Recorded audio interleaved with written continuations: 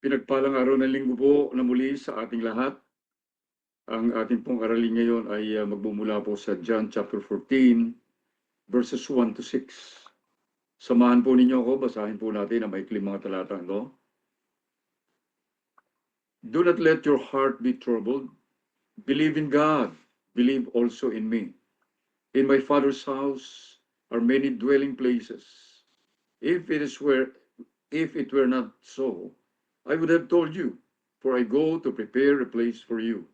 If I go and prepare a place for you, I will come again and receive you to myself, that where I am, there you may be also.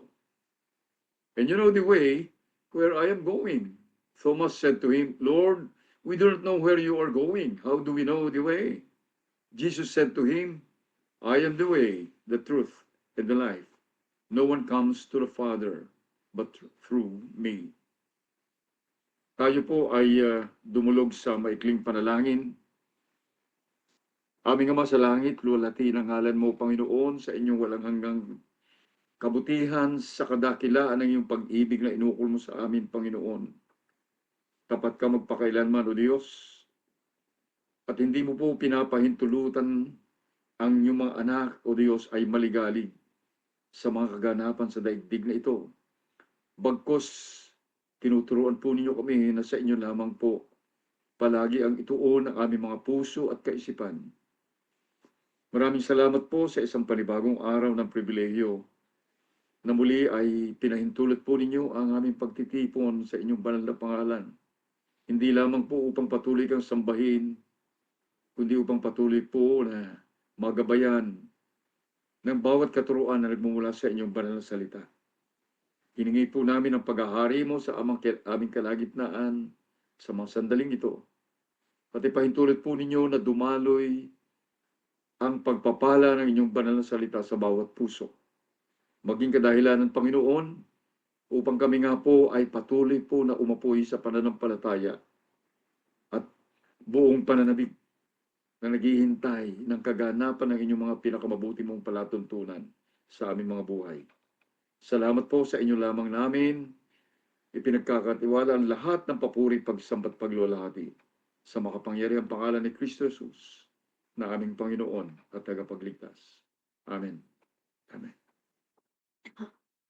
Ang ating pong aralin ay binigyan po natin ng pamagat na looking up eagerly to our eternal homes.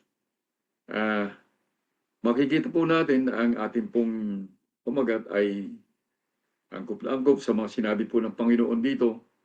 Ngunit upang magkaroon po tayo ng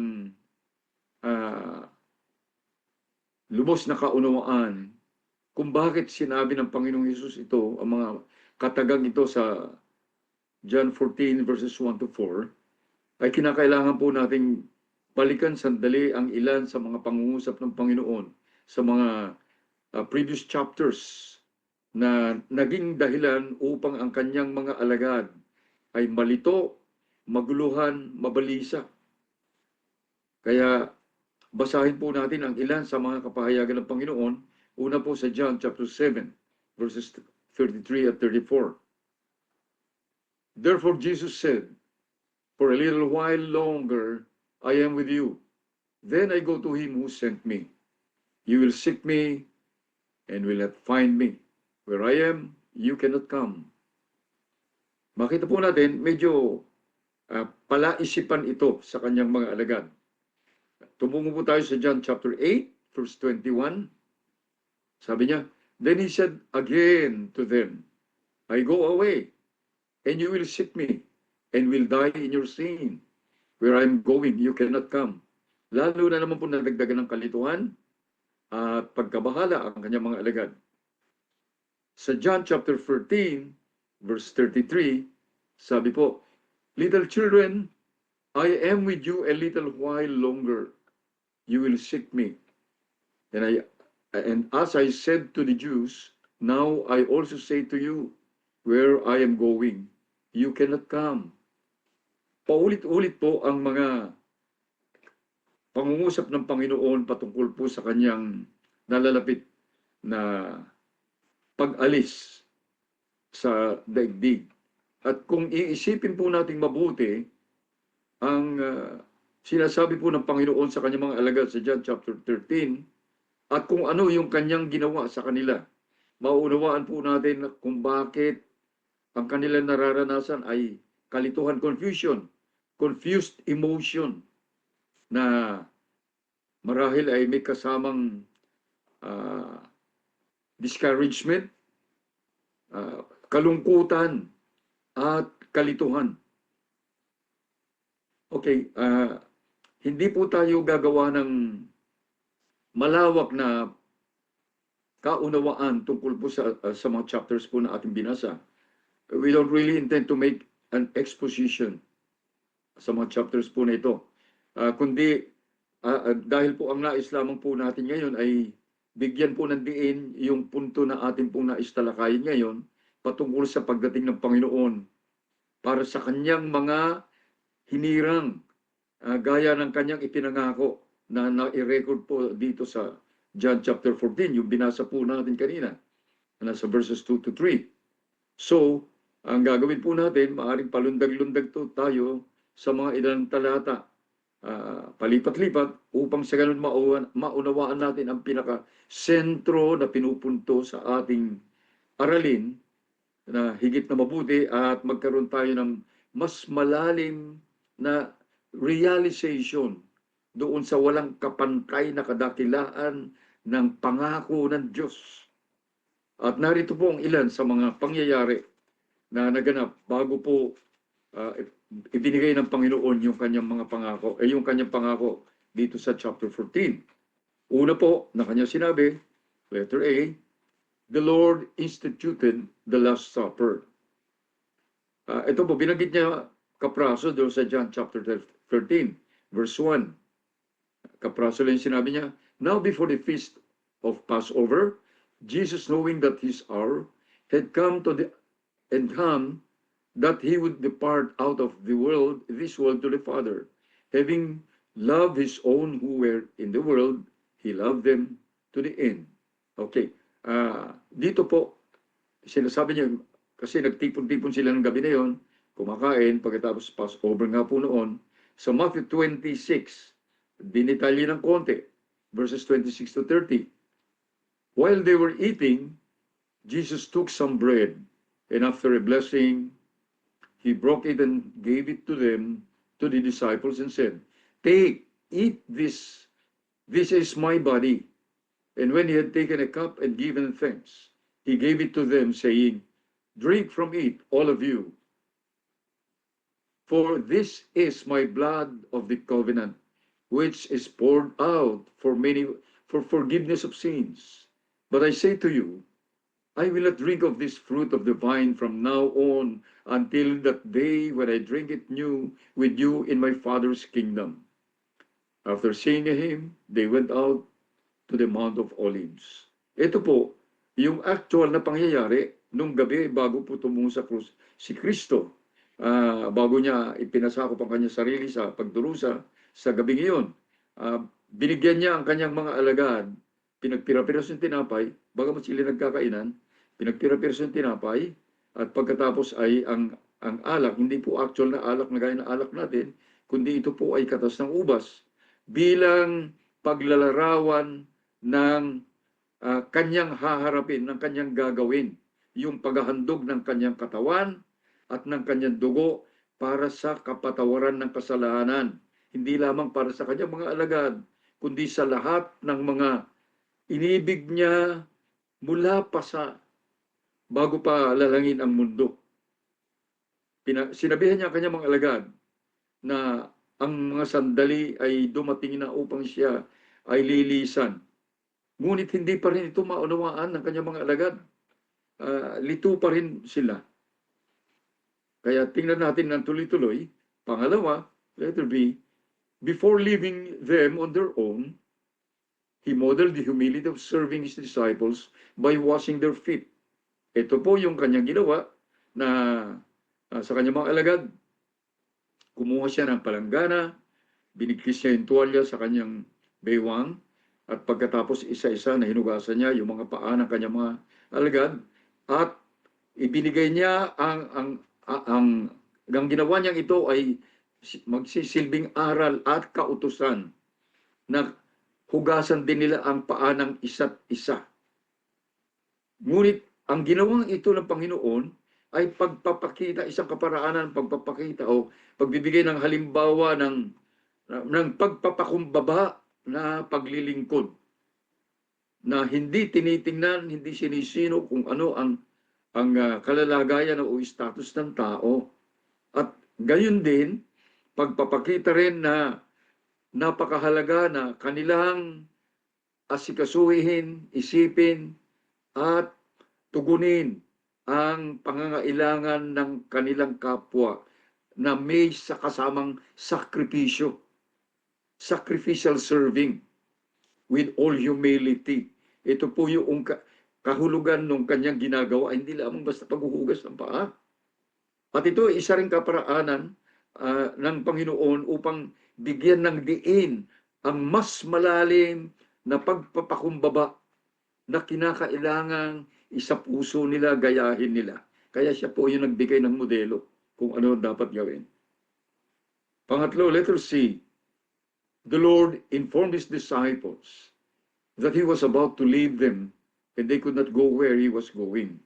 Okay, dito, sinabi na naman niya muli na siya'y lilisan, alis siya. At sinabi niya, hindi sila makakatungo kung saan ang kanyang tutunguhin. John chapter 13, verse 33, sabi po doon, little children, ito inulit po natin para makita natin mabuti. I am with you a little while longer. You will seek me. And as I said to you, to the Jews, now I also say to you, where I am going, you cannot come.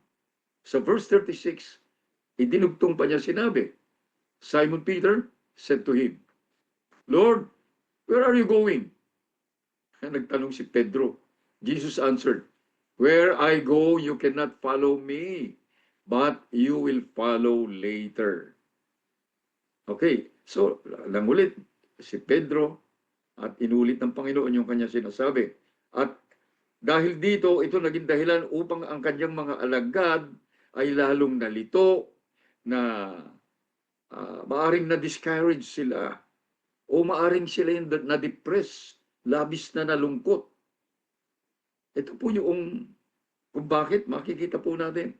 Letter D. As the Lord was telling that He was about to leave them, He gave the very important command to love one another the way He loved them, because this will prove that they are truly children of God. Okay. Hinabili niya ito, John chapter 13, verses 34 and 35. A new commandment I give to you, that you love one another, even as I have loved you, that you also love one another. By this all men will know that you are my disciples, if you have love for one another. Napakahalaga po yung papaalala ng Panginoon na ito sa lahat po ng mga naniniwala na sila ay kabahagi ng kaharian ng Diyos. Paalala po ito sa mga alagad, pero ito ay para sa lahat. Kung tayo naniniwalang tayo ay kabilang sa kaharian ng Diyos. Kasi ang Panginoong Yesus po ay namatay para sa lahat ng mga ibinigay sa Kanya ng Ama, mga pinili at ibinigay, tinawag ng Ama at binigay sa Kanya. Na ito, naging kadahilanan ng Kanyang kamatayan sa krus. Pinag-alayan niya ng Kanyang buhay at dugo. Kung kaya't ang pagsuway o ang hindi pagtupad sa kautusan na ito na mag-ibigan sa isa't isa, na naging kadahilanan ng kamatayan ng Panginoong Hesus, ay isang kasalanan sa Panginoon. Ito yung hindi tinitingnan ng tao. Kaya nakakalungkot na may mga mananampalataya nagkakaroon ng alitan sa isa't isa. 1 John chapter 4, verses 7 to 13. Beloved, let us love one another, for love is from God, And everyone who loves is born of God and knows God. Pansinin po natin ito.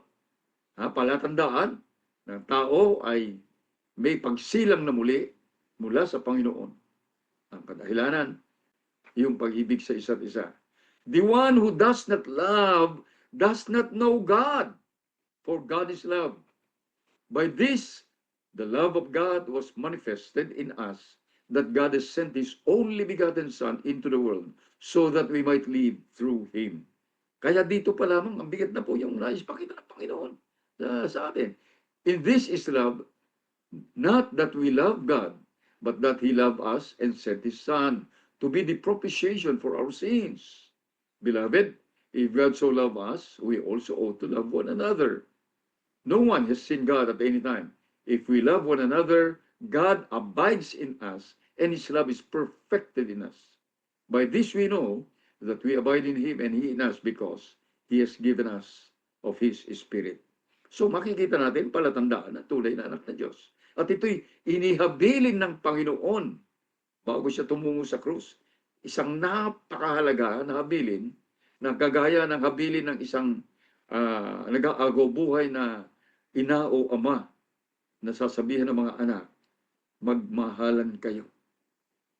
Take note po, sa New Testament, sa Bagong Tipan po, ang Bagong Tipan ay puno ng mga hindi lamang katuruan kundi kautusan ng Panginoon na patungkol sa pag-ibig sa isa't isa, lalong-lalo na sa lahat ng mga kabilang sa sambahayan ng Diyos.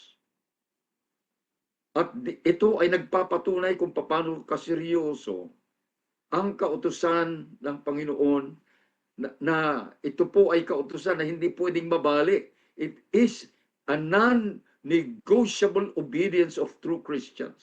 Hindi maaring hindi gagawin. Yun ang ibig sabihin. Kaya po, napakaseryoso pong kautusan ito. Ang pag-ibig na nagbibigkis sa mga anak ng Diyos. Ito po yung show window. Ito po yung pan-display. Ito po yung paglalarawan ng kapangyarihan ng pag-ibig ng Diyos dito sa madilim at makasalanang sanlibutan, na kung saan ang mga nananahan ay mga taong makasarili, pagmahal sa sarili lamang, at hindi nagmamahal sa kapwa. Kung kaya't ang mga nagsasabing sila'y Kristiyano, ngunit higit na ang kanilang concern ay sariling kapakanan, o di kaya ang kanilang sariling damdamin o emosyon, hindi nila kayang gawin na ibigin ang kanilang kapwa kay Kristo. Imposible po yun. Because someone who really loves is selfless. At mapaalalahan naman po pa rin tayo ng napakalakas po at pinalawak na kautusan ng Panginoong Hesus. Sa Matthew chapter 5, verses 43 to 48. Ito po, ang tindi po nito. You have heard that it was said, you shall love your neighbor and hate your enemy.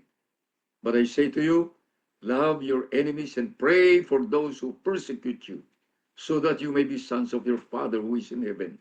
For He causes His sun to rise on the evil and in the good, and sends rain on the righteous and the unrighteous. For if you love those who love you, what reward do you have? Do not even the tax collectors do the same? If you greet only your brothers, what more are you doing than others? Do not even the Gentiles do the same? Therefore, you are to be perfect as your Heavenly Father is perfect. Yung perfection po na sinasabi ng Panginoon dito ay patungkol po sa perfection of love. At nandun po yung elaboration, yung pagpapalawak ng gusto niyang maunawaan natin sa kahulugan ng totoong pag-ibig. Point number 2. The words of comfort and great promise of the Lord. Ito na po. Babasahin lamang natin muli. Mahalaga po na ulit-ulitin na lamang natin. John chapter 14, verses 1 to 4. Do not let your heart be troubled. Believe in God. Believe also in me. In my Father's house are many dwelling places. If it were not so, I would have told you, for I go to prepare a place for you. If I go and prepare a place for you, I will come again and receive you to myself, that where I am, there you may be also. And you know the way where I am going. Okay, ulit-ulit natin at matanim sa ating mga puso at isipan ang katotohanan ito. Ngunit, kung bakit sinabi ng Panginoon ito, marahil, nauunawaan ng Panginoon yung pinagsama-sama na bigat ng kanyang kapahayagan, ng kanyang paglisan, yung kapahayagan niya sa kanyang mga alagad, ay masyadong napakabigat na para dalahin nila sa kanilang dibdib. At naunawaan niya yung kanilang nararamdaman at kung ano yung haharapin nila sa kanilang buhay, sa kanyang paglisan. So makikita natin, yung paglisan niya talaga, nagkaroon ng matinding kaguluhan, nagkaroon ng persecution. Isip-isipin natin kung hindi mabigat talaga sa kalooban nila yung pangyayaring yon. Isip-isipin natin kung paano kalungkot para sa kanila. Ano po? Kasi ganito, sa loob ng 3 taon, nakasakasama ng Panginoon ang kanyang mga alagad, araw at gabi, sa loob ng 3 taon na patuloy silang nakikinig sa kanyang mga katuruan na nagpapabago ng buhay at naghahanda sa kanila sa pagtungo sa walang hanggang kaharian ng Diyos. At kaalinsabay ng kanilang naranasan ng napakalalim at walang kapantay na pag-ibig niya para sa kanila. Yung kalungkutan at yung sakit ng kaloob, yung bigat ng kalooban na kanilang nararamdaman ng mga sandaling iyon ay maaring hindi kayang ilarawan. Ito po yung kanilang nararamdaman. Kaya po, gano'n ang salita ng Panginoon sa John chapter 14. Kaya yung mga sandaling iyon na napakabigat sa kanilang damdamin na pangyayari, nagbigay ang Panginoon ng pampagaan ng kanilang kalooban. The Lord gave some exhortation along with great promises. Ano po? Yung kanina, yung verses 1 to 4 na binasa natin. Kasi sabi niya, do not let your hearts be troubled. Ngayon, kung tatagalugin natin, dahil maikli yung English, maaaring ang ibig sabihin, huwag kayong mabalisa, huwag kayong mabagabag, huwag kayong masiraan ng loob. Sabi niya, believe in God. Believe also in me. Nang ibig niya sabihin dito, ay magkaroon kayo ng matatag na pagtitiwala sa Diyos Ama at sa Diyos Anak, ang Panginoon Hesus. Dahil ito yung magbibigay sa inyo ng kagaanan sa inyong mga pagdaramdam at magagawa niyong manindigan at malagpasan ang mga pagsubok na darating sa inyo. Ito po yung gusto niyang tukuyin dito. Kaya ito po yung mga dagdag na exhortation niya at mga word of comfort sa verses 16 to 20. I will ask the Father and will give you another helper that He may be with you forever. Ang tinutukoy na po niya rito ay ang Panginoong, ay ang Espiritu Santo sa kanyang paglisan. That is the Spirit of truth, whom the world cannot receive because it does not see Him or know Him. But you know Him because He abides with you and will be with you. I will not leave you as orphans. I will come to you. Sa kanyang paglisan, ang papalit sa kanya, ang halili sa kanya, Espiritu Santo, the same as He is. After a little while, the world will no longer see me, but you will see me because I live. You will live also. In that day, you will know that I am in my Father and you in me and I in you. Ito po yung napakagandang mga pananalita. Na kung uunawain po nating mabuti ang kahulugan nito, ay talaga pong mawawala ang lahat ng bigat sa puso na ating dinadala. Ituloy po natin, verses 27 to 28. Yung sa parte niyon. Peace I leave you, my peace I give you. Not as the world gives, do I give to you. Do not let your heart be troubled, nor let it be fearful. You heard that I said to you, I go away, and I will come to you. If you love me, you would have rejoiced because I go to the Father, for the Father is greater than I. Ito po yung napakaganda ulit, nakarugtong na sinasabi niya. Dito po yung salitang believe, na ang kahulugan din ay trust o pagtitiwala. Trust in the Lord. Ano po? Dito po ang binibigay ng Panginoon yung kautusan na ito sa kanyang mga alagad. Hindi lamang po ito pangungusap, kundi isang kautusan. Let your hearts be kept with full trust in God. Ang inyong mga puso ay dapat manatili na puspos ng pagtitiwala sa Diyos. Yung matibay na kanyang salita na binitiwan. At kung bakit, ito po yung dahilan. Kung bakit ganon? Ang kanyang nalalapit na pagdating na kamatayan ay supposed to be nakakatakot para sa kanila. Ngunit hindi nakakatakot doon sa kagaya nila ng mga tinawag ng Panginoon, kanyang mga alagad, at lahat ng mga tinawag ng Panginoon dahil sa kanyang paglisan, siya ay maghahanda ng tahanan sa langit in my Father's house, sabi niya. Okay. Kaya yung mga totoong pag-aari ng Panginoon, yung totoong nanampalataya sa Panginoon, yung totoong alam nila na sila ay hinirang at sila ay nanampalataya at totoong nagtiwala sa Panginoon, walang dahilan para matakot. Kasi nangako ang Panginoon sa kanyang pag-alis, siya ay maghahanda ng tahanan sa kaharian ng Ama. So, palawakin po natin yung kaunawaan dito.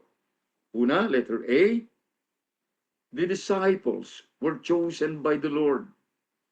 And all those who truly believe in Him were also chosen from the beginning. So, sino po yun? Kasama po tayo ron kung totoong tayo ay totoong nanampalataya. Kasama po tayo rito. Binanggit ito ng Ephesians chapter 1, verses 4 to 7. Just as He chose us in Him before the foundation of the world, that we would be holy and blameless before Him. In love, He predestined us to adoption as sons through Jesus Christ Himself, according to the kind intention of His will, to the praise of the glory of His grace, which He freely bestowed on us in the Beloved. In Him, we have redemption through His blood, the forgiveness of our trespasses, according to the riches of His grace. Inihanda na niya sa simula pa. At doon sa particular na scenario sa John chapter 14 ay magkakaroon na ng kaganapan yung misyon ng Panginoon sa kanyang pagtungo din sa lupa bilang isang kagaya natin na tao. At sa kanyang paghahanda, siya'y nanalangin. Doon sa panalangin niya, makikita natin John chapter 17, verse 1. Ito po sabi ng Panginoon, Jesus spoke these things, and lifting up His eyes to heaven, He said, Father, the hour has come. Glorify your Son, that the Son may glorify you. Ito na po yung mga sandali na nananalangin siya bago siya hulihin at magdusa. Nung binanggit niya ito, ang kasunod po nun, pag nakita po natin, hindi na tayo tutungo ron, nananalangin siya para sa lahat ng mga may iwan niya na kanya mga alagad at sa lahat ng mga mananampalataya. At yung mga sinabi niyang ito ay titingnan din po natin ang binanggit niya sa John chapter 13, verses 31 and 32. Sabi niya, therefore, when He had gone out, Jesus said, now is the Son of Man glorified, and God is glorified in Him. If God is glorified in Him, God will also glorify Him in Himself and will glorify Him immediately. Maaaring hindi po natin ito lubos na maunawaan. Parang nakakalito, pero hindi po. Liliwanagin po natin ito. Yung glorification na binabanggit ng Panginoon dito, ang nais niyang tukuyin dito ay yung kakaiba, katangi-tangi na kaluwalhatian na maihahayag sa kanyang kamatayan sa krus upang bigyan ng katuparan ang kanyang misyon ng pagtungo rin sa lupa at yung kanyang muling pagkabuhay pagdating ng ikatlong araw. Ito po yung glorification na sinasabi niya. At ang Diyos Ama ay naluluwalhati sa kamatayan ni Kristo dahil ang pag-ibig ng Diyos at ang kanyang walang kapantay na kabutihan ay maihahayag sa sansinukob. Binanggit yun ng Romans chapter 3, hindi na po tayo tutungo ron, verses 21 to 26. Binanggit doon ang naistukuyin po rito. Kung kaya't sinabi ng Panginoon sa kanila na huwag kayong mabahala, huwag kayong maligalig. Kasi walang dapat ikaligalig ang mga totoong nananampalataya. Walang dapat ikaligalig yung mga totoong alam nila sila ay kabahagi ng kaharian ng Diyos. Kasi alam nila na ang paglisan ng Panginoon ay paghahanda para sa kanila sa eternal kingdom. At ito yung kaganapan ng goal. Ano po, siguro maunawaan natin mabuti. Ganito po. Yung mga totoong nanampalataya sa Panginoong Yesus at totoo na alam nila na sila'y kabilang sa walang hanggang kaharian ng Diyos, dapat ang ultimate goal sa buhay ay makasama ang Panginoon sa kanyang walang hanggang kaharian. Ito po yung ating ultimate goal, sa totoo lang. At ang katuparan ng goal na ito ay magaganap sa kamatayan ni Kristo sa krus. Dahil inihandog niya ang kanyang dugo at ang kanyang buhay. Dahil ito yung ultimate and only acceptable offering sa Ama sa langit para sa kapatawaran ng kasalanan ng tao. Kaya po, napakahalaga pong maunawaan natin ito. Na kapag mayroon tayong ibang layunin sa buhay, sasabihin natin tayo mananampalataya, sasabihin natin tayo anak ng Diyos, ngunit mayroon tayong ibang mitiin sa buhay, bukod sa makasama natin sa walang hanggan ang Diyos, at ang ating mga goal o ating mga mitiin ay panlupa, nangangahulugan po na hindi natin nauunawaan na tayo tigalangit, maaring tayo ay tigalupa. Hindi kabilang sa kaharian ng Diyos. Yun po yung malaking problema. Letter B. In His resurrection, Jesus victoriously defeated the curse of sin and death, and thereby opened the gate to heaven for those who trusted in His finished work of salvation on the cross. Mahaba po, pero napakalaga na maunawaan natin. Hebrews 7, verse 25. Therefore, He is able also to save forever those who draw near to God through Him, since He has always lived to make intercession for them. Yeah. Siya lamang yung kaparaanan. Kaya napagtagumpayan na niya. Ginapi niya ang sumpa ng kasalanan at kamatayan. Kaya yung mga kabilang sa kanya, yung mga tinawag niya, yung mga nanampalataya sa kanya, ay nakalaan na, bukas na ang pintuan ng kalangitan para sa kanila. Letter C. The Lord has prepared a dwelling place for them in God's eternal kingdom, with full assurance that they would be with Him forever. Ito po yung maganda. Ano po? Yung pangako niya kasi, in my Father's house are many dwelling. Yung ibang version po ng Bible ay mansion. Kaya po, anuman po ito, ibig sabihin po ay talagang walang kapantay na karangyaan ang nakalaan para sa atin sa kanyang kaharian. At sabi niya, naghanda siya ng tahanan natin sa kaharian ng Diyos. At nandun yung lubos-lubusan nakatiyakan na tayo ay makakasama niya sa walang hanggan.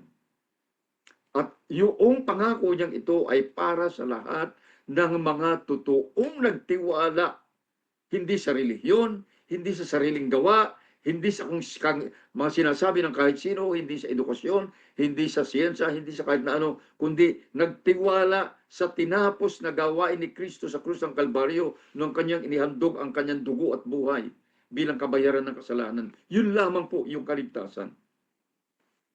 Point number 3. The Lord's promise to come and take His very own people is about to happen sooner than we may think. Yeah. Magaganap na. Mangyayari na.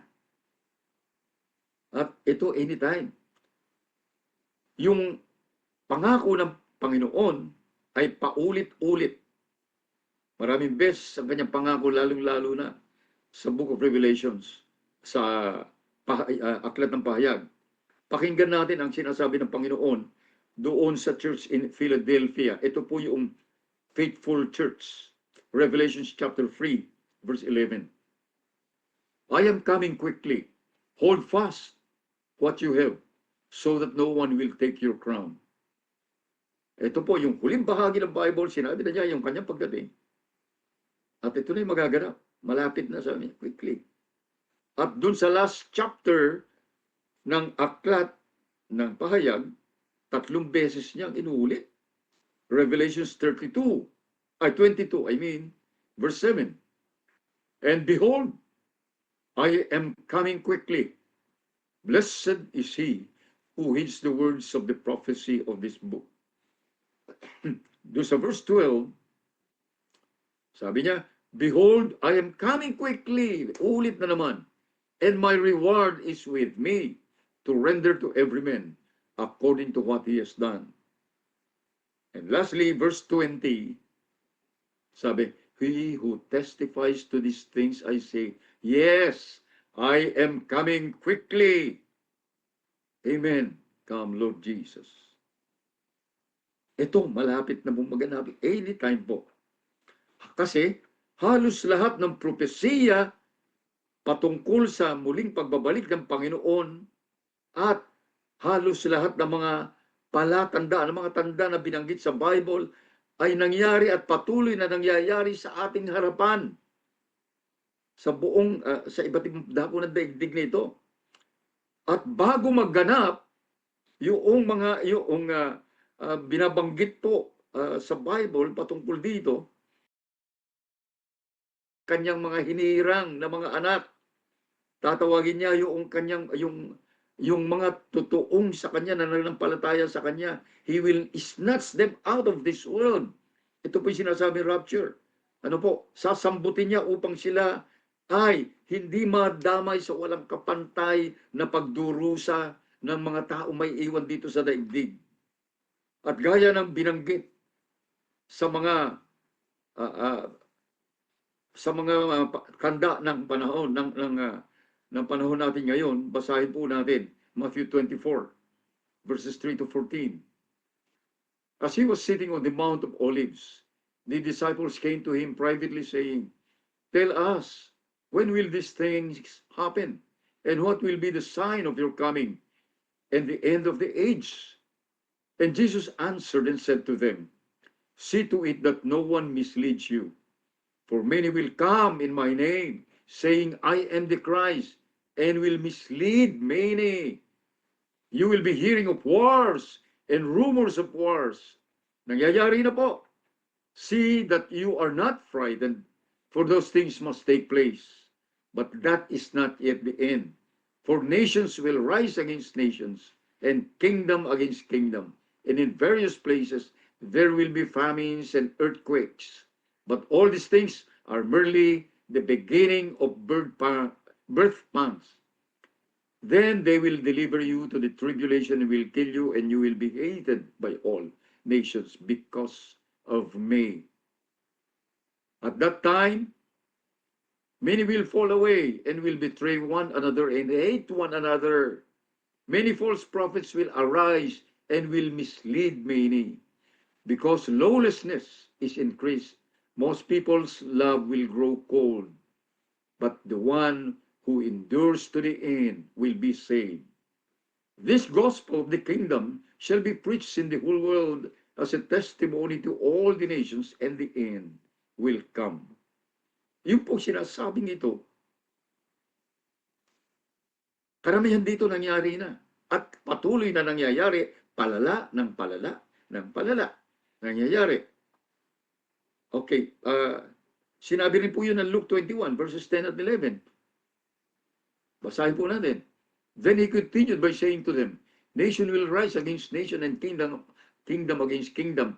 Kung panunuorin po natin ang mga nangyayari sa buong mundo ngayon, lalong-lalo na ang mga bansa na binabanggit din sa Bible, sila yung magulo ngayon, nagkakagulo. So ito pa yung totoong nangyayari na. And there will be great earthquakes. Kalat, araw-araw, merong mga nangyayaring lindol. Kahapon lamang yata, nangyari na naman ito sa Indonesia. 7.7. And in various places, plagues and famines, and there will be terrors and great signs from heaven. Ang dami na po. Kung ating tingnan po yung mga nangyayari. Ano pa yung mga tanda ng mga mangyayari? Signs of the times. 2 Timothy chapter 3, verses 1 to 5. But realize this, that in the last days difficult times will come. For men will be lovers of self, lovers of money, boastful, arrogant, revilers, disobedient to parents, ungrateful, unholy, unloving, irreconcilable, malicious gossips, without self-control, brutal, haters of good, treacherous, reckless, conceited, lovers of pleasure rather than lovers of God, holding to a form of godliness, although they have denied its power. Yung warning, avoid such men as this. Ito na po, eksakto, yung mga nangyayari ngayon. Kaya po, halos lahat na ng mga warnings at mga palatandaan po, ay nangyayari na sa ating kapaligiran ngayon sa iba't ibang panig ng daigdig.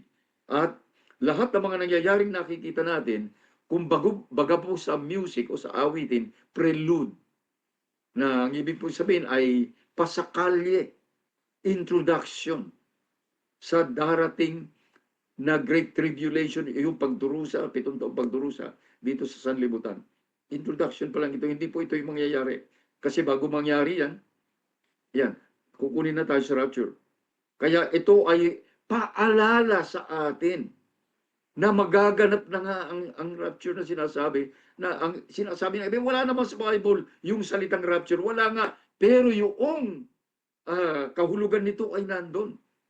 Yung snatch out, sasambutin tayo. Sinong sasambutin niya? Yung mga hinirang niya.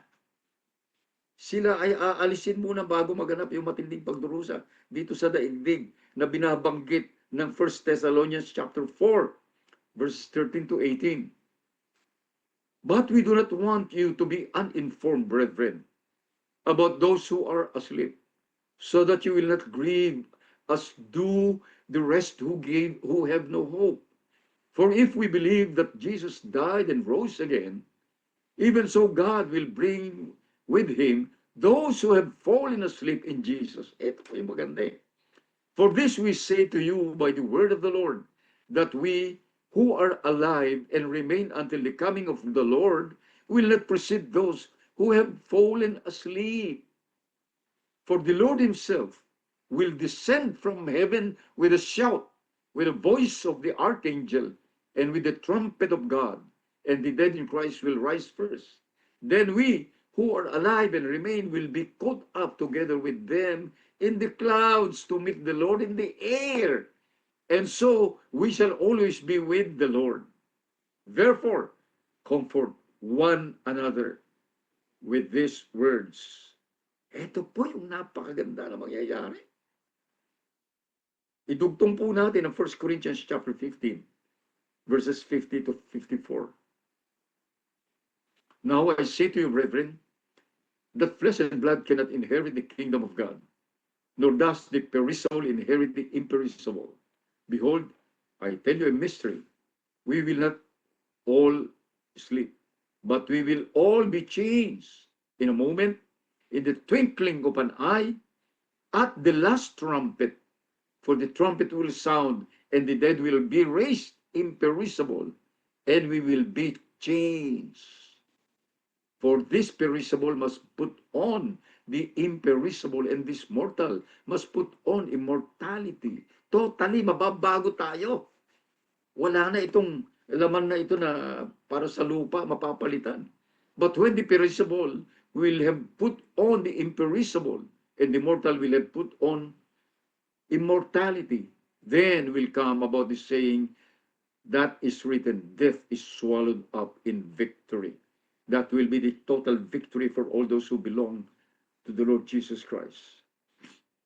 Kaya po yung last verse ng 1 Thessalonians 4 ay talagang napakahalagang paalala po sa atin para po tayo po ay mapanatag.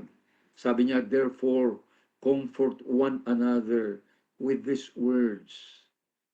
Magpaalalahanan tayo at pagaanin natin ang kalooban ng isa't isa.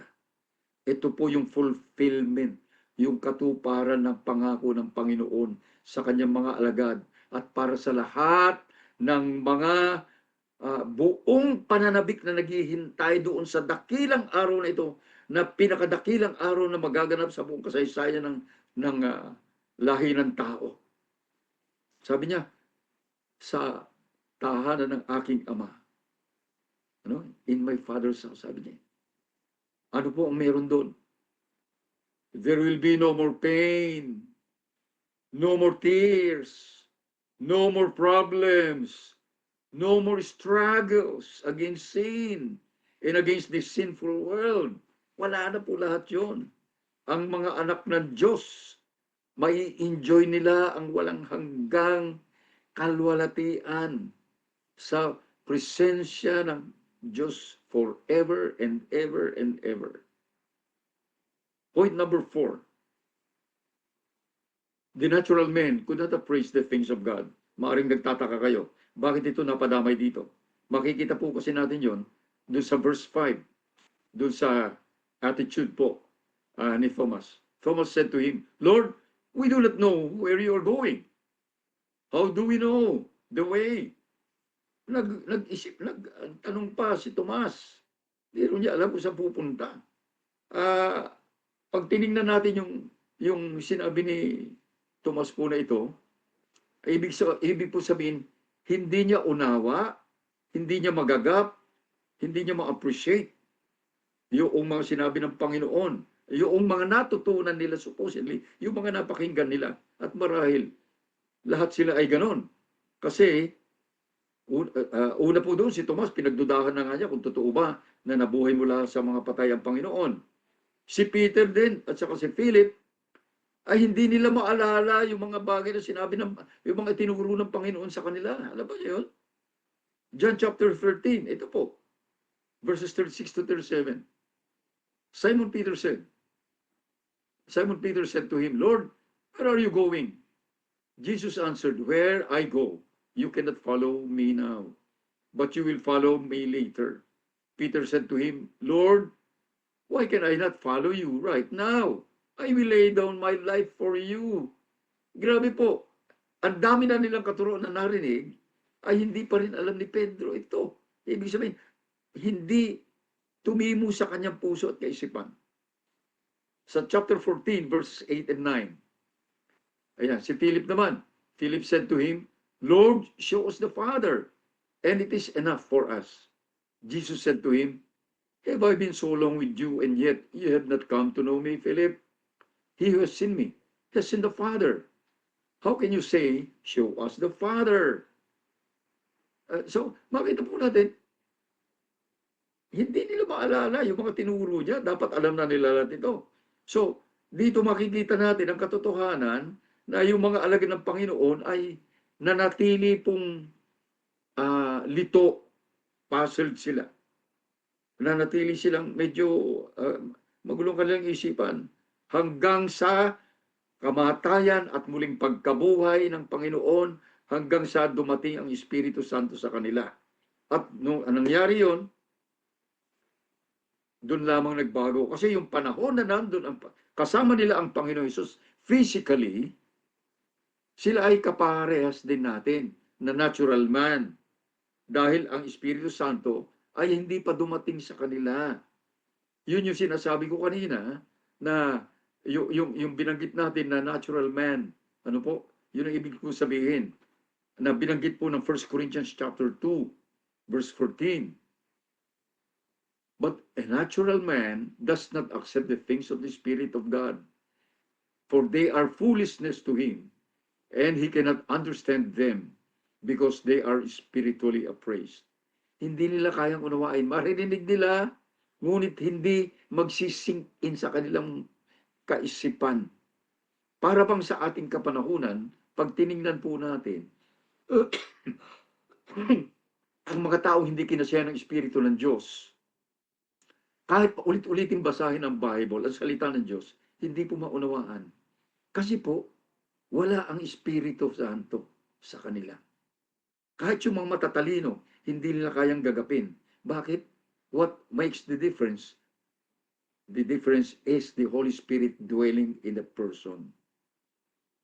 At patungkol dito, nagbigay ang Panginoon ng panibagong mga pangako para nang sa ganun malubos-lubos silang ma-equip sa lahat ng bagay. Okay. John chapter 14, verses 16 to 20. I will ask the Father and will give you another helper, that he may be with you forever. That is the Spirit of truth, whom the world cannot receive because it does not see him or know him. But you know him because he abides with you and will be with you. I will not leave you as orphans. I will come to you. After a little while, the world will no longer see me, but you will see me because I live. You will live also. In that day, you will know that I am in my Father, and you in me, and I in you. Yan. Kaya po nung dumating ang Espiritu Santo, naunawaan na nila ang lahat ng naistukuyin dito. Nabasa ba natin yung verse 26? Yung verse 26, sabi niya, basahin natin, tuloy-tuloy natin hanggang 29. But the Helper, the Holy Spirit, whom the Father will send in my name, He will teach you all things. Ito na po. And will bring to your remembrance all that I said to you. Peace I leave you, my peace I give you. Not as the world gives, do I give to you. Do not let your heart be troubled, nor let it be fearful. You heard that I said to you, I go away, and I will come to you. If you love me, you would have rejoiced because I go to the Father, for the Father is greater than I. Now I have told you before it happens, so that when it happens, you may believe. Ito na po yung actual na nangyari noong ang Panginoong Hesus ay nagbalik na sa langit at dumating ang Espiritu Santo sa kanila. Doon sila nagkaroon ng lubos na kaunawaan. Kung kaya't ang mga tao na hindi kinasiya ng Espiritu Santo, kahit na anong talino anong galing, hindi po nila kayang gagapin ang mga bagay na ito. Hanggang sa sila ay matutong magpakumbaba at ipasakop ang kanilang puso at isipan sa katuruan ng salita ng Diyos. At hindi nananangan sa sariling kaalaman, hindi nananangan sa katuruan ng relihiyon, hindi nananangan sa kalakasan o katuruan ng kahit na sino, kundi sa salita lamang ng Diyos. And here's something for us to realize. Kailangan po ma-realize natin itong katotohanan ito. Na noong panahon na ang Panginoong Hesus ay physically kasama ng kanyang mga alagad, wala pa kasi doon ng Espiritu Santo. Kaya sila ay natural man pa lamang, nakagaya natin. Wala silang kakayang magagap ang mga spiritual matters. Kaya doon sa verse 26, sinabi ng Panginoon na isusugo niyang Espiritu Santo pagkatapos niyang umakyat sa langit. Binanggit yun ng verse 26 sa binasa natin. Ngunit sa ating kapanahunan ngayon, ito po yung napakahalaga na maunawaan nating pagkakaiba sa ating kapanahunan ngayon. Kung totoong tayo ay nanampalataya, at ipinagkatiwala natin ang ating buhay kay Kristo Jesus bilang Panginoon at tagapagligtas, na nampalataya tayo sa kanyang ginawa at sa kanyang sinabi nung sinabi niya, I am the way, I am the truth, I am the life. Therefore, no one comes to the Father but through me. Kung yun ay buong katotohanan nating pinaniwalaan, pinanampalatayaan, pinagkatiwalaan ang kanyang ginawa, ang ibig sabihin, nananahan sa atin ang Espiritu Santo. At ang resulta nito, mayroon na tayong kakayahang magagap at maunawaan at tanggapin ang mga bagay mula sa Espiritu ng Diyos. Hindi kagaya ng mga natural man o mga tao ng sanlibutan. Yun po yung pagkakaiba. Point number 5, we go to our conclusion. Those who have truly believed and have entrusted their entire life to the Lordship of Jesus Christ are expected to be eagerly anticipating the fulfillment of the Lord's promise here in John chapter 14, verses 1 to 3. Ayan. Ito po yung mahalaga siguro makikita natin. Totoo, nanampalataya tayo. Totoo, pinagkatiwala natin ang buhay natin sa Panginoon Jesus. Ano, ang inaasahan po sa atin, may pananabik tayo na inaabangan, hinihintay po yung katuparan ng pangako ng Panginoon na kanyang pagbabalik. At sa gitna ng kaguluhan at lahat ng mga hindi magandang pangyayari sa daigdig ngayon, yung mga totoong anak ng Diyos ay inaasahan na nakafocus ang kanilang buhay sa pag-aabang ng may pananabik, paghihintay na may pananabik, sa pagtawag ng Panginoon, sa pagtulog ng trumpeta upang makasama siya sa walang hanggang tahanan. Kaya po, ano yung pinupunto natin? Bakit kinakailangan pagdiinan natin ito? It will be foolish. Isang kahangalan para sa taong nagsasabing siya Kristiyano at siya ay nababahala pa rin o di kaya ay nadidistract pa rin o di kaya ay naguguluhan pa rin sa mga alalahanin ng sanlibutan at mga kalakaran ng sanlibutan at sa mga ninanais, minimiti, ninanasa ng laman ng tao. Kung ito pa rin yung laman ng puso, ito'y kahangalan o maaring hindi totoong Kristiyano. Tatandaan po natin, ang mundo ngayon ay napakagulo. Lahat na yata ng klaseng gulo nangyayari sa daigdig ngayon, kahit saan panig ng daigdig. At dahil dito, imposible na tayo ay umasa, sumandal pa sa kahit na anong gawain ng tao. Gawain man ito ng pamahalaan, gawain man ito ng mga politiko, social o religious o groups. Hindi pwedeng sandalan sapagkat evil, kasalanan ang naghahari sa namamayani sa buong sansinukob. Kaya yung mga kabilang sa kaharian ng Diyos ay inaasahan na nagiging sensitive sila. Nararamdaman nila, meron silang pandama at obserbahan nila at nare-realize nila yung katotohanan. At dahil nakikita nila lahat, maaring may sasagi sa kanilang kaisipan na distraction o di kayo nababahala. Ngunit ang lubos na pagtitiwala sa Diyos Ama at kay Kristo Jesus ay bibigyan sila ng kapayapaan, katiwasayan ng puso.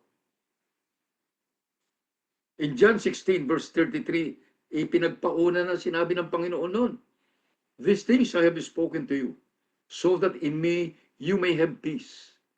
In the world you have tribulations, but take courage.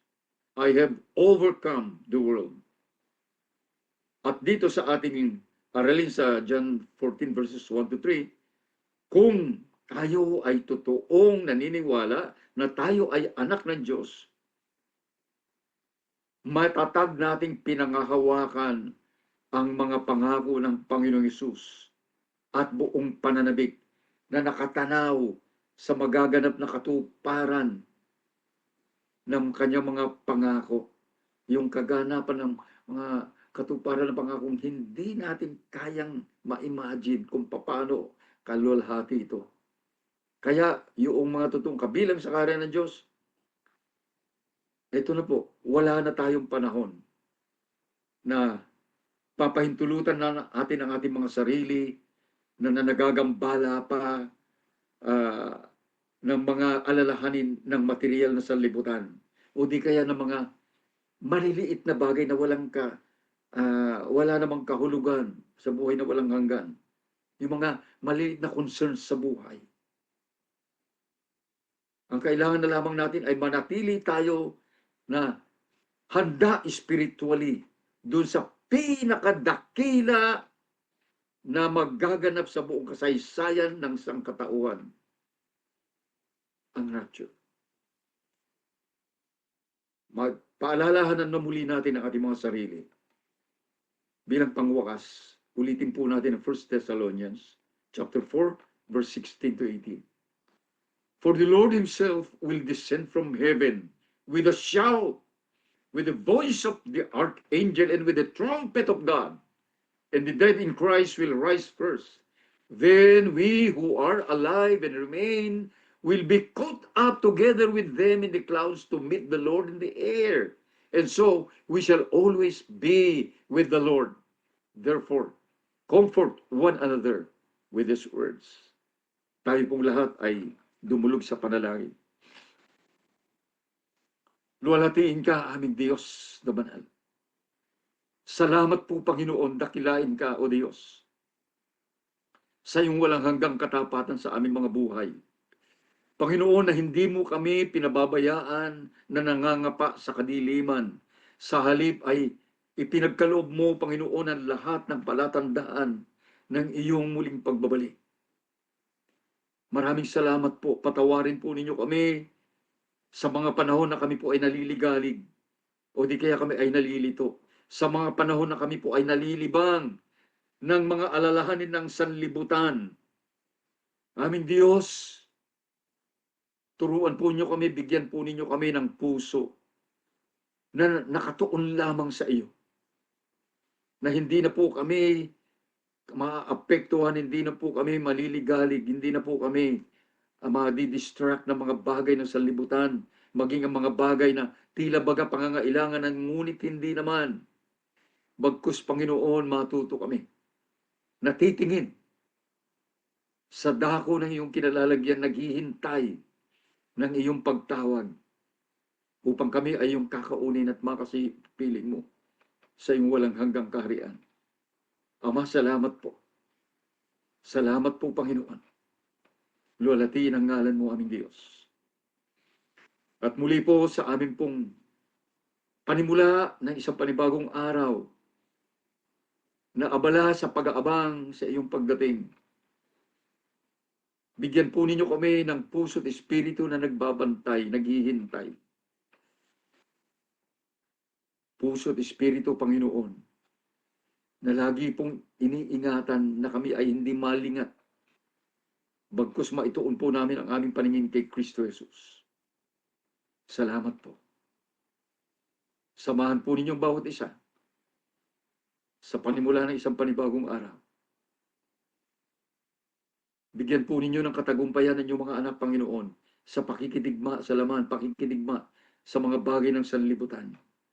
Upang ang bawat isa, Panginoon, ay matagumpay na taluntunin ang landas na buhay na inilaan mo hanggang sa huling sandali. Salamat po. Salamat po, Panginoon. Sa inyo lamang lahat ng papuri at pagsamba sa makapangyarihang pangalan ni Kristo Jesus na namumuhay at naghahari sa piling mo sa pakikipisan ng banal na Espiritu, iisang Diyos, magpakasawalang hanggan. Amen. Amen. God bless you all.